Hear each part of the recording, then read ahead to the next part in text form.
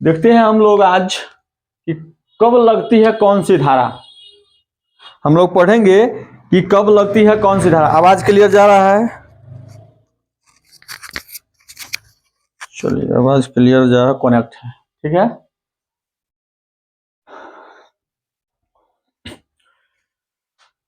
तो आज हम जानेंगे कब लगती है कौन सी धारा। और चैनल पे पहली बार आए हैं तो सब्सक्राइब कर दीजिए और शेयर कीजिए, ज्यादा से ज्यादा शेयर कीजिए, सभी लोगों को भेजिए। चलिए देखते हैं कब लगती है कौन सी धारा।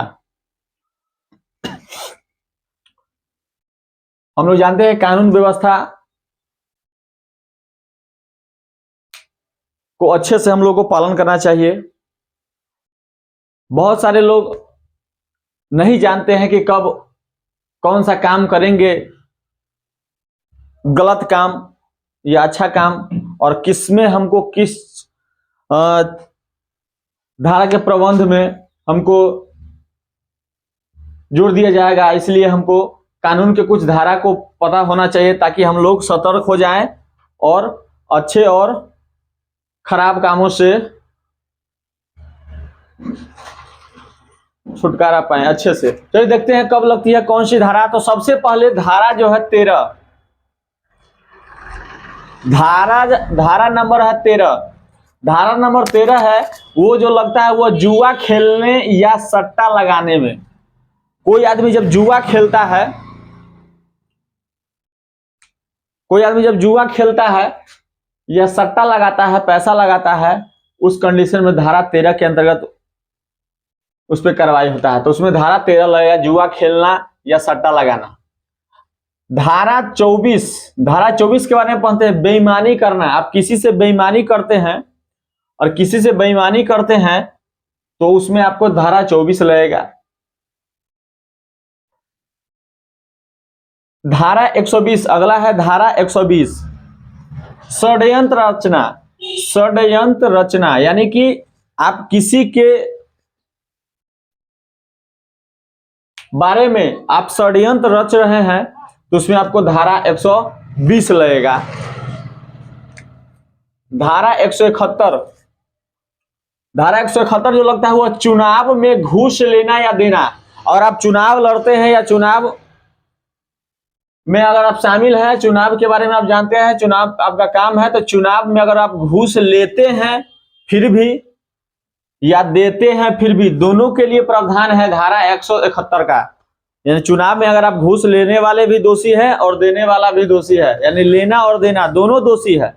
इसका मतलब दोनों क्या है, 171 के धारा 171 के अंतर्गत उसमें दिया गया है कि चुनाव में आप अगर घूस लेते हैं और देते हैं तो 171 आप पे धारा लगेगा, कार्रवाई हो सकता है।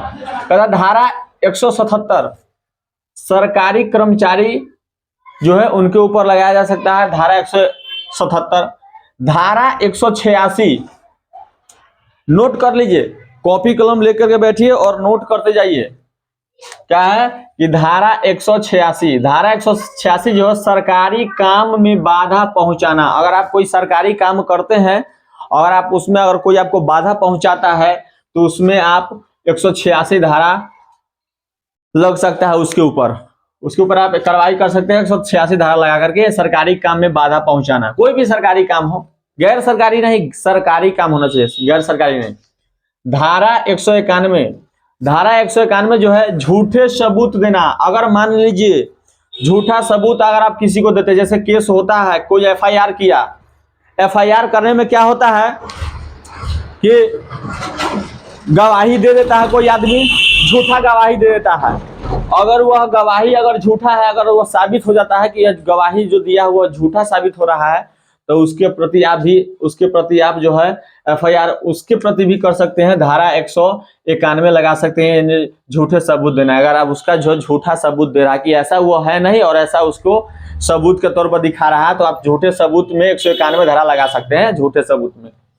धारा 201 जो है सबूत मिटाना। मान लीजिए कि आपका कोई सबूत है और उस सबूत को कोई मिटाने का प्रयास कर रहा है या कोई मिटा रहा है सबूत को, तो उसमें आप 201 धारा लगा सकते हैं, कार्रवाई कर सकते हैं। तो धारा 201 किस में लगाएंगे, तो सबूत मिटाने में लगाएंगे। धारा 216, धारा जो 216 है वो लगता कहाँ है, तो देखिए वो लगता है लुटेरे या डाकू को शरण देना। लुटेरा, कोई लुटेरा आता है लूटने वाला, या कोई डाकू आता है, डाकू आपको चोरी करने के लिए, लूटने के लिए अगर डाकू आता है और उसको कोई शरण दे रहा है, यानी कि अपने घर में रख रहा है छुपा करके, या उसको कोई किसी के माध्यम से चोरी करवा रहा है या भेज रहा है, तो वो उतना ही गुनाहगार है लुटेरे या डाकू को शरण देने वाला। यानी कि जो डाकू को प्रलोभन देता है कि जाइए ऐसा काम कीजिए वैसे कहिए, उसको शरण देता है, अपने घर में रखता है छुपा करके, तो उसमें जो है धारा 216 लगता है। शेयर करते जाइए, वीडियो को शेयर करें, लाइक कर दीजिए, अगर अच्छा समझ में आता होगा तो लाइक कर दीजिए, लाइक कर दीजिए। आगे चलिए देखते हैं, लुटेरे या डाकू को शरण देना।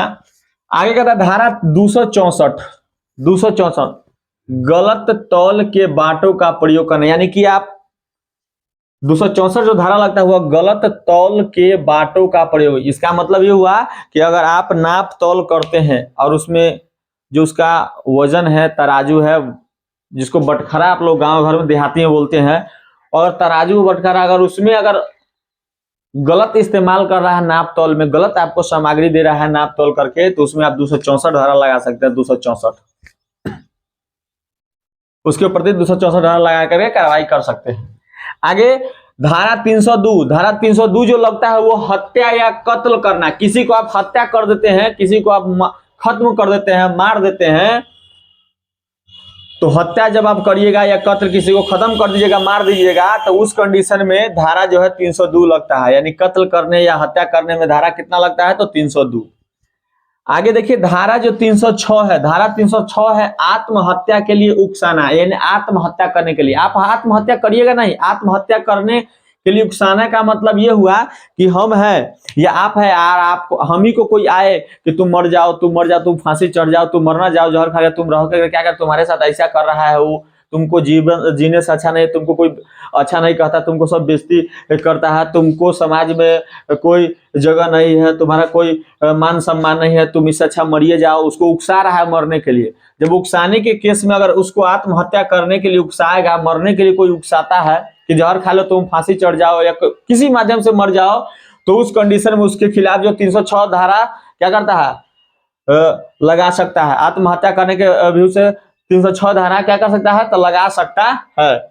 धारा कितना लगेगा, 306। आत्महत्या के लिए उकसाने के केस में 306 धारा लगेगा। धारा 307 कब लग सकता है, तो हत्या की कोशिश करना, हत्या की कोशिश करना, किसी को मारने का प्रयास करते हैं, किसी को हत्या करने का प्रयास करते, तो उसमें आपको 307 धारा लग सकता है। किसी को हत्या करने के लिए आप सोच रहे हैं, जा रहे हैं, तो 307 धारा लगेगा, हत्या करने के लिए गए हैं तो। धारा 308 जो लगता है वो गैर इरादतन हत्या की कोशिश करना। गैर तरीके से अगर किसी को आप इरादतन हत्या करने की कोशिश करते हैं, उसमें भी प्रावधान है कि 308 के धारा 308 के तहत अगर आप जा नहीं रहे हैं हत्या करने के लिए, आप किसी के माध्यम से हत्या करवा रहे हैं अगला को, तो वो भी आपका जो है कानूनी अपराध है। धारा 308 लगेगा और आपके ऊपर कार्रवाई किया जाएगा। धारा 310 जो है वो ठगी करना, किसी से आप पैसा ठग लेते हैं या कोई भी चीज ठग लेते हैं, कोई सामान हो, वस्तु अगर ठग करते, ठगी का शिकार करते हैं, तो ठगना, ठगी करने का मतलब है 310 धारा लगता है। 310 धारा ठगी करने में। ठगी बहुत तरीका हो सकता है। मान लीजिए आपका अकाउंट है और आपके अकाउंट से पासबुक पर चेक पे साइन करवाने का काम आया और आपको कहा कि चलिए ना हम जमीन का कोई काम है करवाने जाते हैं, और आपको पासबुक पर साइन करवा लेता है और लेकर के पैसा आप निकाल लेता है, या किसी भी माध्यम से अगर पैसा आपको गायब कर देता है तो ठगी करता है, तो वो ठगी करना 310 के अंतर्गत आप धारा 310 लगा सकते हैं ठगी करने में। धारा 312 गर्भपात करना, किसी स्त्री या लड़की को अगर गर्भपात हो जाता है, अगर उसके प्रेग्नेंट हो जाती है अगर वो लड़की, तो उसमें 312 धारा लग सकता है। यानी 312 धारा के अंतर्गत उसमें कार्रवाई कर सकता है। धारा 312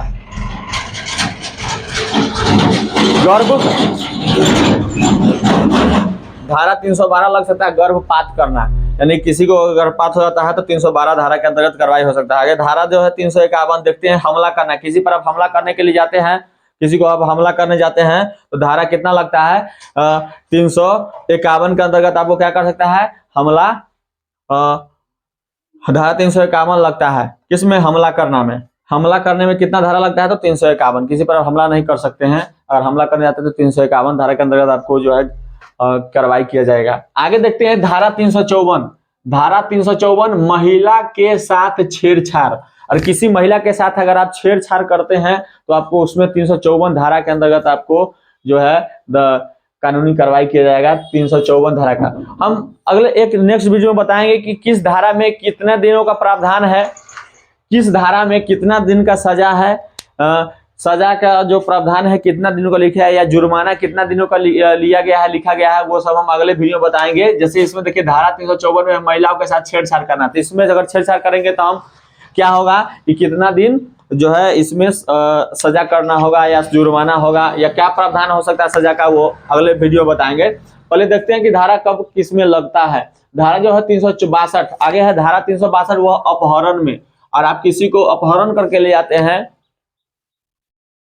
बहला फुसला करके या किसी को भगा करके कहीं ले जाते हैं तो अपहरण कर ले जाते हैं, चुरा करके ले जाते हैं, तो उसके में जो धारा है 362 लगेगा। अपहरण में, अपहरण के 362 धारा लगेगा। आगे धारा 363, धारा 363 जो है किसी स्त्री को ले भागना। अगर आप किसी स्त्री को लेकर के भाग जाते हैं, अगर आप किसी स्त्री को लेकर के भाग जाते हैं तो उसमें धारा 363 लगता है। और आप किसी स्त्री को लेकर के भागते हैं तो धारा 363 लगता है, यानी इसके अंतर्गत आपको कार्रवाई किया जाएगा। 363 के अंतर्गत।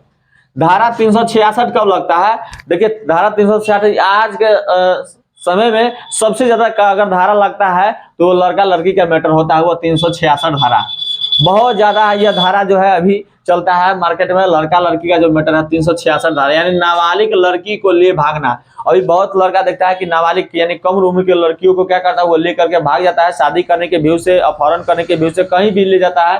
तो नाबालिग लड़की को अगर आप लेकर के भागते हैं तो उस कंडीशन में आपको 366 धारा लगेगा, यानी कि आपके ऊपर 366 धारा के अंतर्गत आपका कार्रवाई किया जाएगा। 366 धारा के अंतर्गत। चलिए आगे देखते हैं। आगे है धारा 376। धारा 376 का मतलब है ये कि बलात्कार करना। अगर आप किसी के साथ बलात्कार कर रहे हैं, शारीरिक संबंध बना रहे हैं और आप किसी के साथ बलात्कार कर रहे हैं, रेप कर रहे हैं, तो बलात्कार करने के सेंस में आपको 376 धारा के अंतर्गत आपको कार्रवाई किया जाएगा। 376 धारा आप पर लग सकता है बलात्कार करने के सेंस में।